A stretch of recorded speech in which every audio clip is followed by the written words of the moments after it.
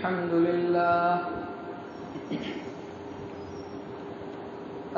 لله الذي هدانا لهذا وما كنا لنهتدي لولا أن هدانا الله لقد جاءت رسل ربنا بالحق صلوات الله وسلامه على سيدنا محمد وعلى آله وصحبه وبارك وسلم تسليما كثيرا. أما بعد فأعوذ بالله من الشيطان الرجيم. بسم الله الرحمن الرحيم. ظهر الفساد في البر والبحر بما كسبت أيدي الناس ليذيقهم بعض الذي عملوا لعلهم يرجعون. صدق الله العظيم. بلغ العلا بكماله كشف الدجى بجماله حسنت جميع خصاله صلوا عليه وآله. اللهم صل على سيدنا محمد وعلى آل سيدنا محمد وبارك وسلم. بزرگان محترم اور عزیز دوستو،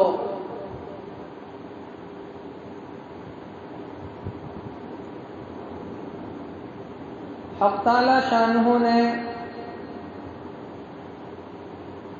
اس دنیا کو، دنیا انسانیت کو حضرت آدم علی نبینا وعلیہ الصلاۃ والسلام سے شروع فرمایا.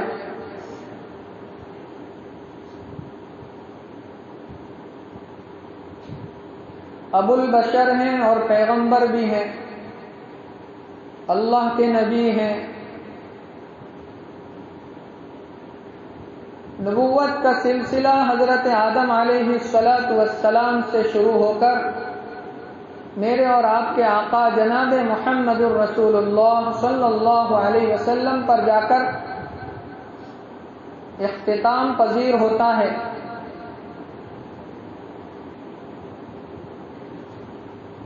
جب بھی قوموں کے اندر بگاڑ آتا، حق تعالی شانہ انبیاء کرام علیہم الصلاۃ والسلام کو بھیجتے تھے. کبھی ایک ہی زمانے میں دو نبی، کبھی تو باپ اور بیٹا دونوں نبی، کبھی بھائی نبی، علاقے کا نبی.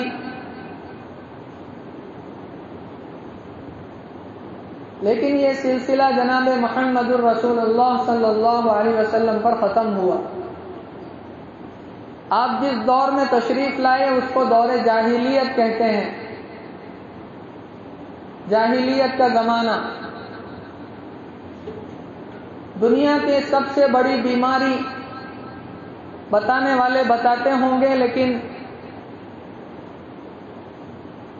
دیکھا جائے تو سب سے بڑی بیماری دنیا کی جہالت.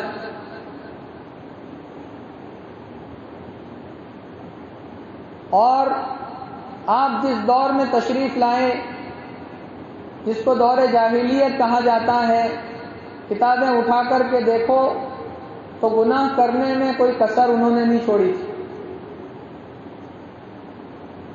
گناہ کی بھی ایک حد ہوتی ہے، اس حد کو بھی کراس کر گئے. ہر برائی، ہر گناہ جو کر سکتے تھے وہ کرتے تھے کھلے عام.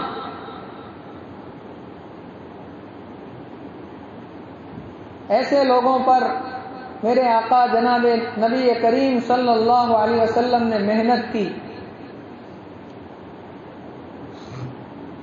مسلسل محنت کی. کئی حالات آئے، کئی رکاوٹیں آئی،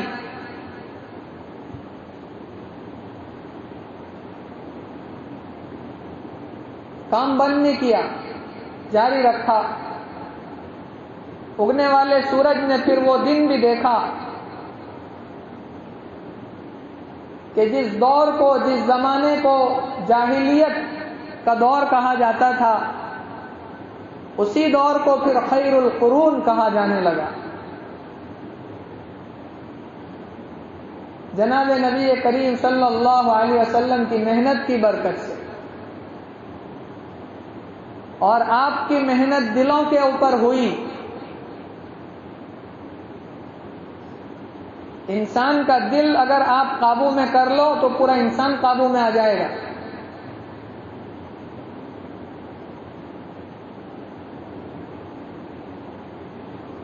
دل کے سنورنے سے سنورتا ہے انسان. جس نے اس کو بگاڑا وہ بگڑ گیا.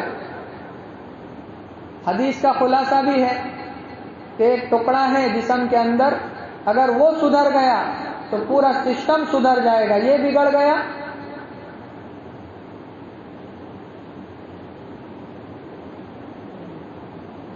وہ محنت ہوئی کہ پھر اس کو خیر القرون کہا جانے لگا. اور آسمان سے قرآن کریم کے اندر صدائیں اتری، رضی اللہ عنہم ورضوا عنہ، کہ ہم ان سے راضی اور یہ ہم سے راضی.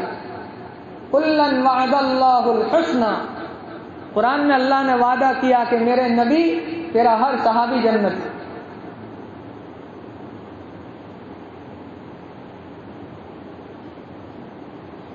پھر جناب نبی کریم صلی اللہ علیہ وسلم اپنا وقت پورا کر کے دنیا سے تشریف لے گئے.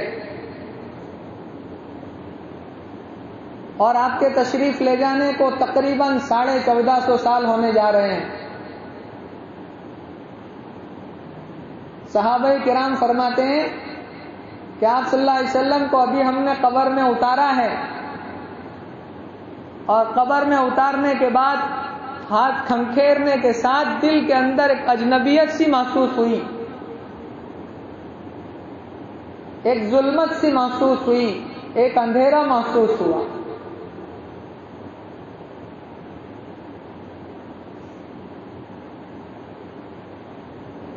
گناہ کا خیال پہلے دل میں آتا تھا، نکل جاتا تھا.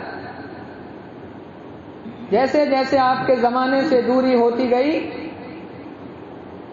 خطرات بڑھتے گئے. گناہ کا خیال آیا تو ہے لیکن جانے کا نام نہیں لے رہا ہے. خیر القرون کی بات کر رہا ہوں، صحابہ کرام کے زمانے کی بات کر رہا ہوں. خیر القرون قرنی ثم الذین یلونہم ثم الذین یلونہم. علماء تقریباً 30 سال لکھتے ہیں خیر القرون، بہترین زمانہ. حضرت عثمان غنی رضی اللہ تعالی عنہ کی شہادت ابھی 18 تاریخ کو گئی. شہید مظلوم عثمان ابن عفان رضی اللہ تعالی عنہ، آپ کی شہادت سے جو فتنوں کا دروازہ کھلا ہے، بڑھتے گئے فتنے، ختم نہیں ہوئے.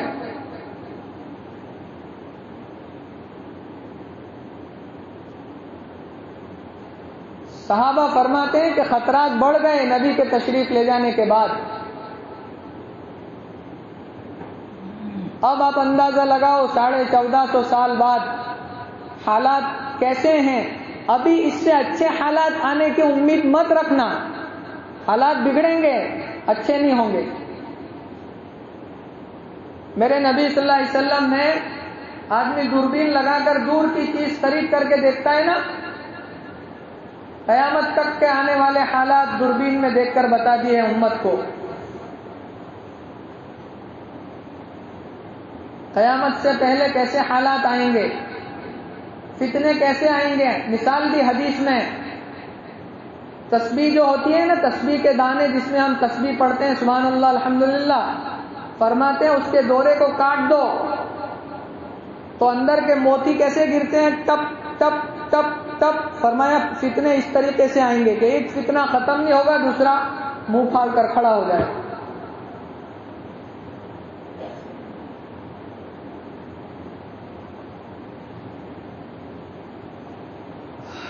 ابھی تو کچھ حالات اچھے ہیں، نوجوان کچھ دین کی بات سن لیتے ہیں، عمل کر لیتے ہیں، علماء کو نیک لوگوں کو اچھی نظر سے دیکھ لیتے ہیں، ورنہ اس کے بعد جو حالات آنے والے ہیں اس کا نقشہ حدیث میں سرکار نے کھینچ دیا. کیف بکم اذا فسق فتیانکم وطغى نساؤکم. سرکار نے فرمایا اس وقت تمہارا کیا حال ہوگا جب تمہارے نوجوان فاسق اور فاجر بن جائیں گے. جوان فسق و فجور پر اتر جائے گا، گناہوں پر اتر جائے گا، کسی کی بات سن کر کے نہیں دے گا.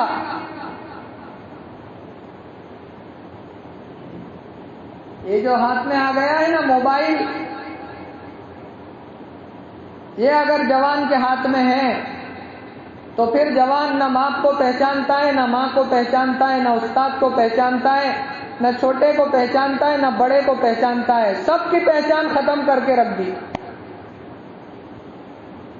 ماں آوازوں پر آوازیں لگا رہی ہے.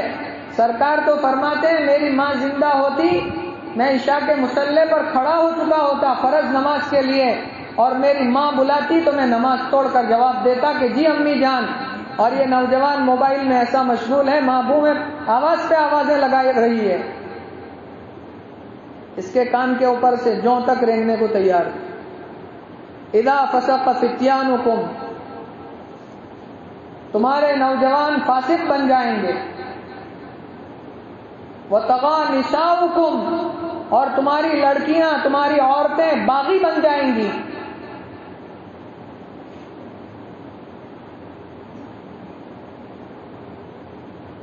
انسٹاگرام پر اور فیس بک کے اوپر برقعے کے ساتھ لڑکیاں ریلز بنا رہی ہے. وہ مجھے کہہ رہا تھا ایک نوجوان کہ مولانا ایرو ریل بنا. میں کوئی ریلز یہ کیا ہے، کون سی ریل ہے؟ وہ پتنگ چگاتے وہ ریل کا نہیں.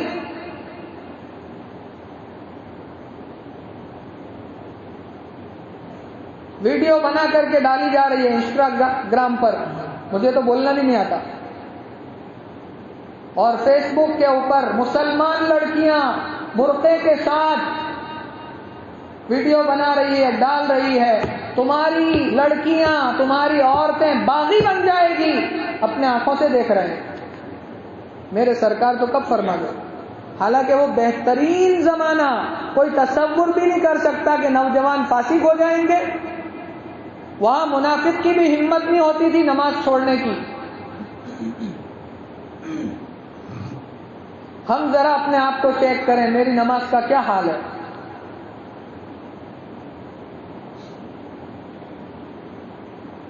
اور وہ صحابہ کرام تھے تو سوال کر دیا سیدھا، قالوا یا رسول اللہ وَإِنَّ ذَلِكَ لَكَائِنٌ. یہ آپ جو فرما رہے ہیں کہ اس وقت تمہارا کیا حال ہوگا جب تمہارے نوجوان فاسق فاجر بن جائیں گے اور تمہاری عورتیں تمہاری لڑکیاں باغی ہو جائیں گی، کیا ایسا بھی ہوگا؟ صحابہ پوچھ رہے ہیں. سرکار وہ دور بھی آئے گا؟ سرکار نے یہ نہیں فرمایا کہ ہاں، بلکہ فرمایا قال نعم وَإِنَّ ذَلِكَ لَأَشَدٌّ.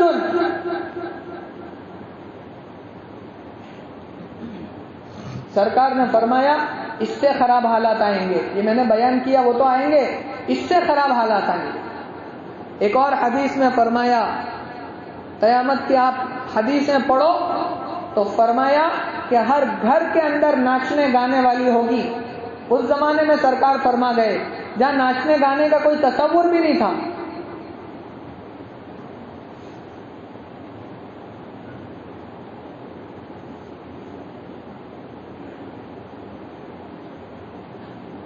اب دیکھو ہر گھر میں ناچنے گانے والے ہوگی. حدیث میں فرمایا ہر گھر میں نہیں، ہر جیل میں ناچنے گانے والی ہے، ہر جیل میں۔ پہلے گناہ کرنے کے لیے انسان کو باہر جانا پڑتا تھا، ٹائم نکالنا پڑتا تھا، پیسہ خرچ کرنا پڑتا تھا۔ ایک مثال دیتا ہوں، پکچر دیکھنے کے لیے شہر میں جانا پڑتا تھا، ٹائم خرچ کر کے، گاڑی لے کر، پیسے خرچ کر کے، اور تھیٹر میں جا کر کے انسان پکچر دیکھتا تھا۔ گناہ کمانے کے لیے جانا پڑتا تھا، اب گناہ کمانے کے لیے جانے کی ضرورت نہیں، امڑ کر کے گناہوں کا سیلاب گھر کے اندر آ رہا ہے۔ پہلے لوگ گناہوں سے بچنے کے لیے دروازے بند کر لیتے تھے، گھر میں دروازہ بند کر لے گا تو سوچتا تھا انسان کہ میں بچ گیا۔ اب گھر میں بھی ایمان کی سلامتی کی کوئی گارنٹی نہیں، غیروں نے تمہارے گھروں کے اندر تمہارے ایمان کا جنازہ نکالنے والی چیز پہنچا دی ہے۔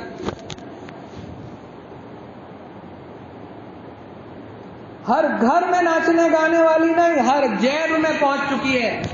اب بھی اگر اپنی اولاد کے اوپر نگرانی نہیں رکھی گئی، نظر نہیں رکھی گئی، تو خون کے آنسو رونا پڑے گا، کوئی فائدہ نہیں۔ جب چڑیا چگ گئی کھیت،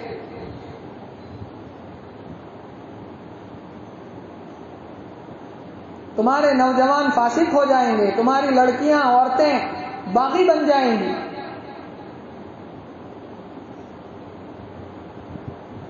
مفتی عبد الرحیم لاجپوری رحمت اللہ علیہ، اللہ ان کی قبر کو نور سے منور فرمائے، حضرت شیخ اجمیری رحمت اللہ علیہ، ہمارے استاذ الاساتذہ، کیا جوڑی تھی۔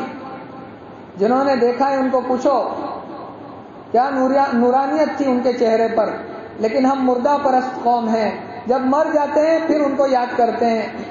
اللہ تعالی ہمارے حضرت مفتی صاحب کی عمر میں برکتیں عطا فرمائے، بیمار چل رہے ہیں، آج ہی چھٹی ملی ہے، اللہ صحت کاملہ عاجلہ دائمہ مستمرہ نصیب فرمائے، اور ان کے سائے کو تادیر قائم اور دائم رکھے، اور ہمارے جیسے نالائقوں کو قدر کرنے کی توفیق عطا فرمائے۔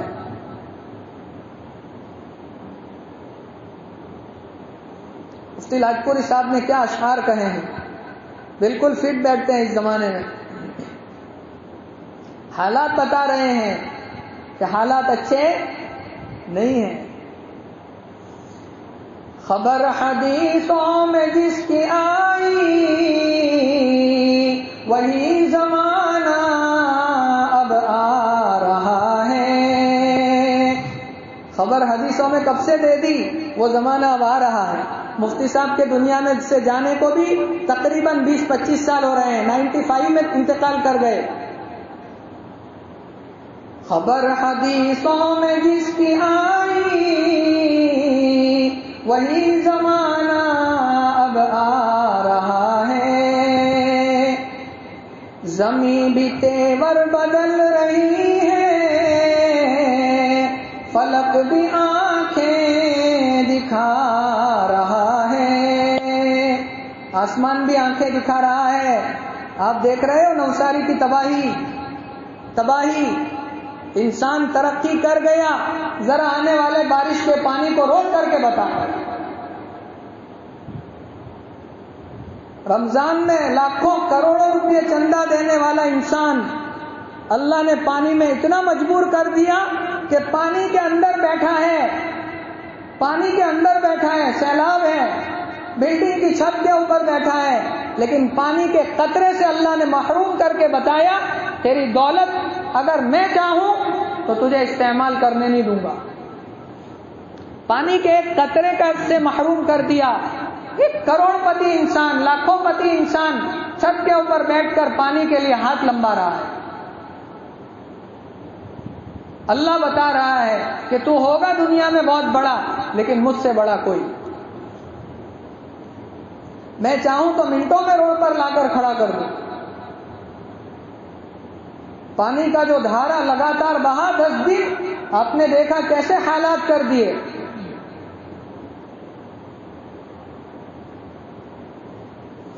زمین بھی تیور بدل رہی ہے، فلک بھی آنکھیں دکھا رہا ہے۔ پرائے مال کو اپنا سمجھے،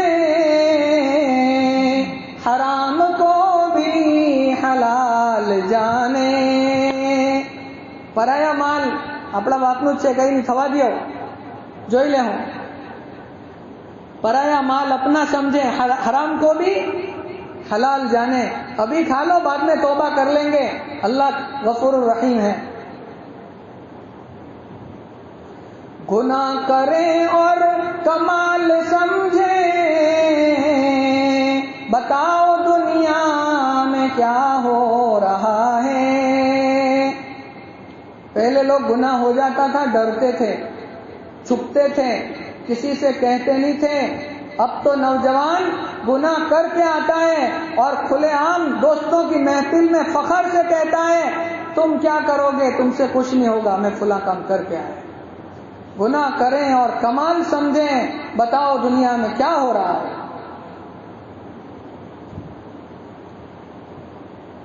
भाई है भाई का रहज़न, हकीकी बेटी है माँ के दुश्मन. पिसर ने छोड़ा पिदर का दामन, बहन को भाई सता रहा है. हो रहा है कि नहीं हो रहा है? बहन का माल अपना माल, किसने बहन को हिस्सा दिया कि मैं दूंगा?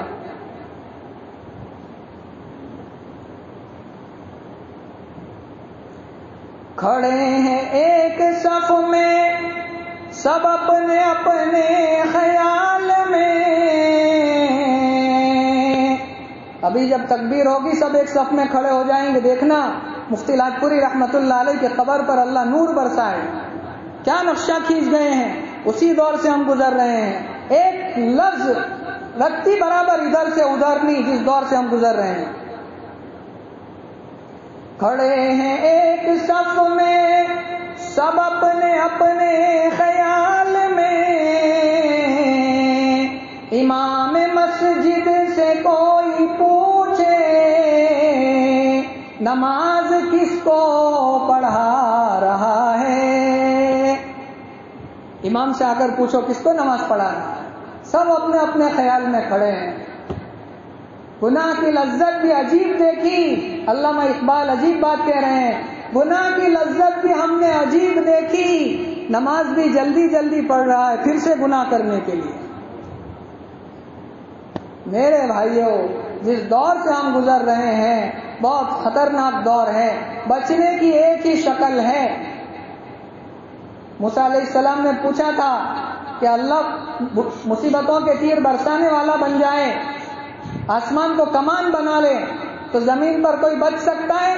मूसा अलैहिस्सलाम ने कहा कोई नहीं बच सकता. बचने की शक्ल का अल्लाह के पहलू में, तीर चलाने वाले के पहलू में खड़े हो जाओ, अल्लाह के बन जाओ, अल्लाह के नबी के बन जाओ, अल्लाह को और अल्लाह के नबी के काम को अपना बना लो तो बच सकते हो, वरना बचने की कोई गारंटी नहीं. जैसे ही मस्जिद से बाहर कदम रखा, गुनाहों को लूटने वाले, गुनाहों को जला देने वाला माहौल है बाहर का. इसलिए बचने की एक ही शक्ल है, मस्जिद को अपना घर बना लो और मस्जिद वालों को अपना दोस्त बना लो. अभी तो मैंने हदीस का एक ही टुकड़ा बयान किया. आगे सरकार ने फरमाया उस वक्त तुम्हारा क्या हाल होगा जब तुम अम्र बिल मारूफ और नही अनिल मुनकर को छोड़ दोगे. सहाबा ने पूछा अल्लाह के रसूल ऐसा भी होगा? कहा उससे खराब हाल होगा.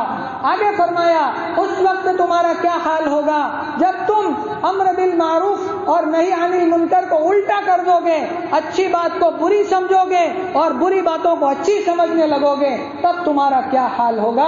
वक्त इजाजत नहीं देता, बाकी आइंदा इंशाअल्लाह अल्लाह ताला सबसे पहले मुझे फिर हम तमाम को अमल करने की तौफीक अता फरमाए. आमीन व आखिर दावाना अल्हम्दुलिल्लाह.